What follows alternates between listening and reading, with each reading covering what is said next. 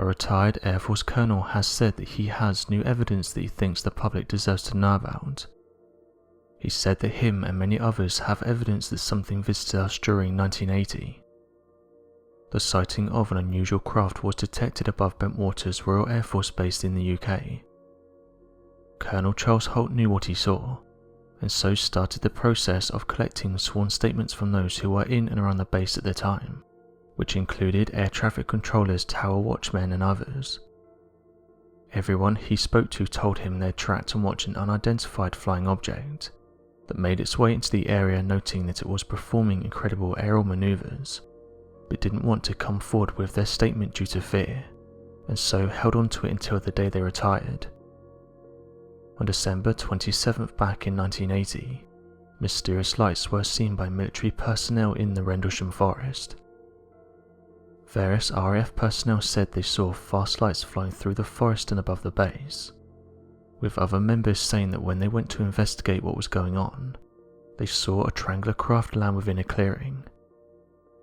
This wouldn't be the end of the sighting, however, as on the second night the mysterious lights would return, which caused Deputy Base Commander Halt to lead a group into the forest. While there, he and others would see the mysterious craft for themselves. This then led to Halt going around and investigating what had happened, talking to other personnel to try and find out what they had witnessed. He made a tape recording during the event, but also filed a report where he described that a laser beam was coming from the craft. He said the following in the report: "Early in the morning of 27th of December 80, approximately 0300 hours, two unidentified States Air Force Security Police patrolmen saw unusual lights outside the back gate at RAF Woodbridge. Thinking an aircraft might have crashed or been forced down, they called for permission to go outside the gate to investigate. The on-duty flight chief responded and allowed 3 patrolmen to proceed on foot.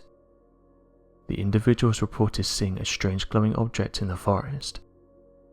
The object was described as being metallic in appearance and triangular in shape, approximately 2 to 3 meters across the base, and approximately 2 meters high. It illuminated the entire forest with a white light. The object itself was hovering or on legs. As the patrolman approached the object, it maneuvered through the trees and disappeared. At this time, the animals on a nearby farm went into a frenzy. The object was briefly sighted approximately 4 hours near the back gate. The next day, 3 depressions 1.5 inches deep and 7 inches in diameter were found where the object had been sighted on the ground. The following night, 27th of December 80, the area was checked for radiation. Beta-gamma readings of 0.1 millirangens were recorded, with peak readings in the 3 depressions near the center of the triangle formed by the depressions. A nearby tree had moderate 0.5 to 0.7 readings on the side of the tree towards the depressions. Later in the night, a red sun-like light was seen through the trees. It moved around and pulsed. At one point, it appeared to throw off glowing particles, and then broke into 5 separate white objects and then disappeared. Immediately thereafter, 3 star-like objects were noticed in the sky, 2 objects to the north and 1 to the south, all of which were above 100 degrees off the horizon.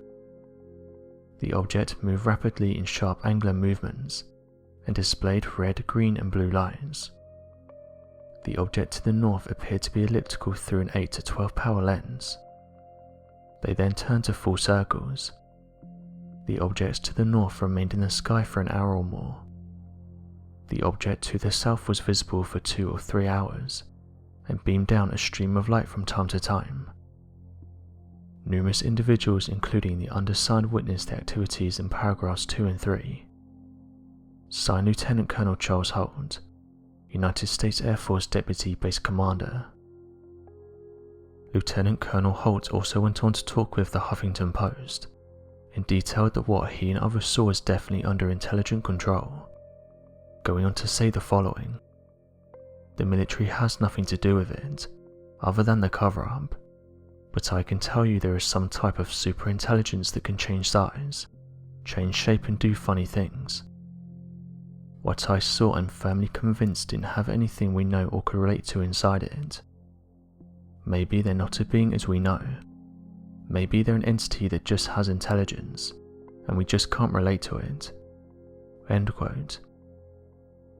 Halt went on to say that he gathered sworn statements by those who'd witnessed the event, going on to say the following. They saw the object go across their scope, a 60-mile scope in 2 or 3 seconds, thousands of miles per hour. It came back across their scope again, stopped near the water tower. They observed it. They watched it go over the forest where we were. End quote. He went on to detail that the government covers up these types of stories, and says that there's a top secret agency that controls everything to do with this subject, including extraterrestrial visits to Earth, saying the following. There is a contract civilian agency that's fed information, that is controlling everything. It's made up of either former military, high-level government agencies or high-ranking, very knowledgeable scientists. I can almost guarantee you. That's the way we do it, and disinformation is the biggest thing. End quote. Halt is very disappointed and frustrated with how the Bentwaters incident has played out, saying that various people have been told to keep quiet, and that numerous files have gone missing over the years. In 2011, the UK released thousands of classified UFO documents to the public, but the ones that detailed the Rendlesham Forest incident were missing from that list. Halt said the following about this. It doesn't surprise me at all, because they were probably taken from them by somebody, or sent somewhere by direction. Trust me, that's how it works. It's very disappointing on one hand, and it's also frightening. Who knows what else is going on? End quote. So what do you make of this mysterious encounter, and what do you think they witnessed that night? Be sure to leave your questions and answers in the comment section below, and help us to grow this community while working to solve these unexplained mysteries. Thank you for watching, and don't forget to subscribe for more videos.